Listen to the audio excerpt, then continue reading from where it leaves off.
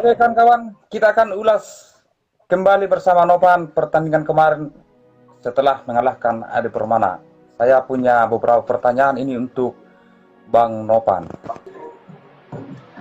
Bang Novan, kepikiran nggak bahwasanya Ade Permana akan KO di ronde kedua? Saya cuman apa aja nggak nyangka bisa mengalahkannya. Kalau soal kepikiran udah enggak lah Bang, karena itu setelah itu udah selesai. Udah kan kemarin biarlah berlalu, sudah jadi kenangan gitu. Kita harus berjuang lagi untuk mendapatkan kemenangan lagi. Itu pelindung gigi dari Bang Novan lepas nggak di ronde kedua? Apa penyebab?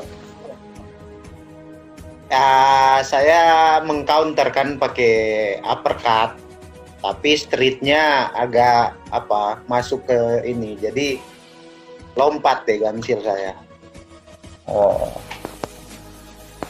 Oke.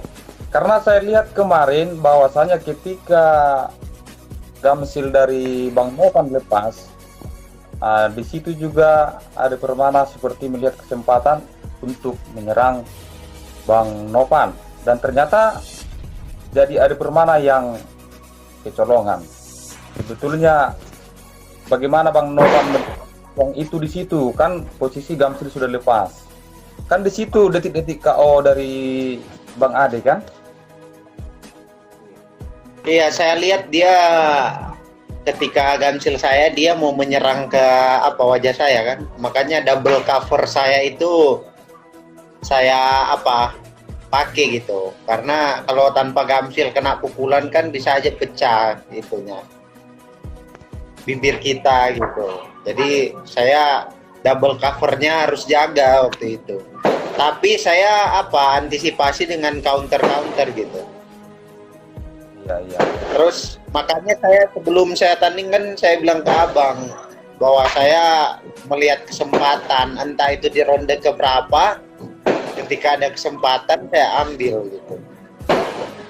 Ya oke, mantap. Maksudnya apa sih teknik Bang Novan dan teknik menyerang dari Bang Novan untuk Bang Ade ini kan gitu? Lihat aja. Teknik bertahan saya sih kalau bertahan saya selalu pakai counter, teknik bertahan saya gitu. Jadi dia pukul saya pukul gitu Bang. Abang kan nonton kemarin gitu. Ya, tapi kalau menyerang saya dikurangi karena kan si Ade ini mau take down saya, dia mau counter saya dengan take down juga. Makanya ada yang saya tes pakai jab street kan dia langsung counter take down. Iya. Jadi kalau serangannya saya lebih ke counter saya pakai. Jadi kalau dia serang, ketika dia serang, saya serang balik tapi pakai counter. Bukan saya yang nyerang duluan, saya kurangin karena dia kan tangkap-tangkap. Oke, jadi itu penjelasan secara singkat ya. Kemarin itu Bang Novan kan sudah mengulas atau menyebutkan kekuatan dari Ade Permana sebelum bertanding. Kemarin kita cerita mau bongkar kelemahan dari Ade Permana, cuman Bang Novan dulu kan janji tidak mau bongkar video-video kemarin. Nah sekarang coba Bang Novan dulu, sebetulnya kelemahan dari Ade Permana itu di mana sih yang bisa Novan lihat kelemahan?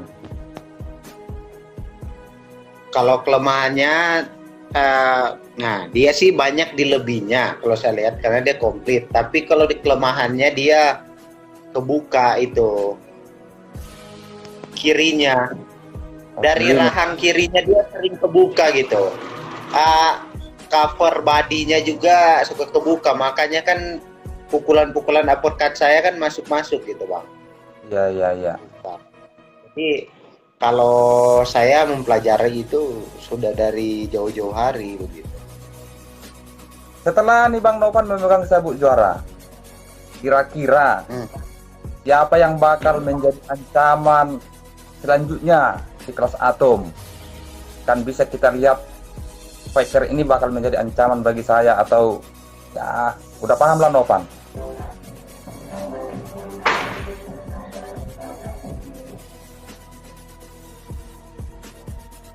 Kalau menurut saya sih, kalau ancaman di kelas Atom selain Ade Permana itu menurut uh, saya mereka semua bagus. Jadi mereka Ya, semua bisa saja menjadi ancaman kalau mereka itu latihannya keras gitu. Jadi kita nggak bisa meremehkan mereka semua. Jadi kita ya, ranking ini yang paling mengancam. Semua bisa jadi ancaman gitu. Kalau mereka latihan gitu. Gitu Bang. ya. Jadi semua di kelas Atom itu bisa menjadi ancaman kalau mereka latihan gitu. Oke. Bisa sebutkan satu nama yang ya sepertinya yang inilah di pikiran Novan. Kalau nggak mau sebut juga sih nggak apa-apa. Dari Satu kelas, nama dari kecuali Ade Permana di kelas Atom. ya, kecuali Ade Permana. Kalau satu saya pilih Ade Permana. Itu kan sudah Bang Novan kalahkan. Walaupun saya sudah bisa mengalahkannya, tapi kalau saya pilih lebih macam karena Ade ini petarung tenang, petarung komplit, gitu-gitu.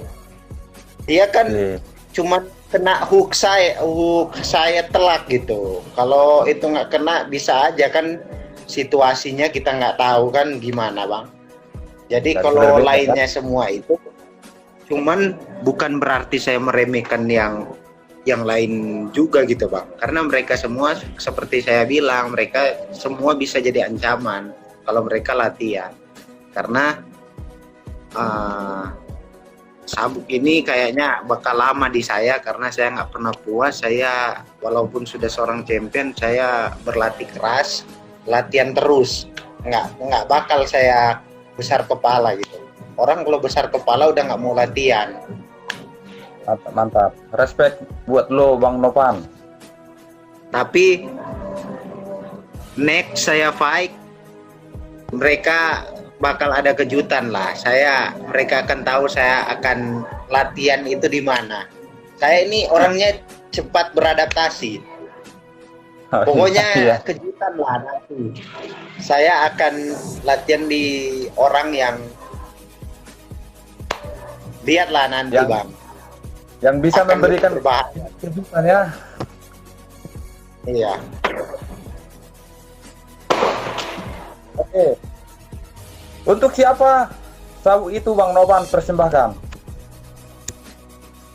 Ya, pertama untuk Tuhan, karena Tuhan yang selalu menyertai saya kan dari perjalanan Manado ke Jakarta, terus dari Jakarta ke Manado. Menurut saya itu sabuk itu juga kado Natal dari dia memberikan ke saya. Jadi saya itu untuknya, kedua untuk orang tua, untuk keluarga dan pelatih-pelatih saya semua, sama orang-orang yang mendoakan saya, memberi semangat, mendukung, yang mendoakan selalu, itu untuk mereka. Langkah selanjutnya setelah memperoleh sabuk juara, ini ada dua arah ini. Arah pertama, apa langkah selanjutnya di One Pride? Langkah selanjutnya sebenarnya kan saya mau naik kelas, tapi kata tim, kata pelatih, tahan aja dulu karena ini pencapaian yang tidak gampang loh. Secara bayaran juga saya udah gede kan. Kalau mau mulai dari nol, pikir-pikir dulu. Terus coba targetkan sabuk abadi tahun 2022.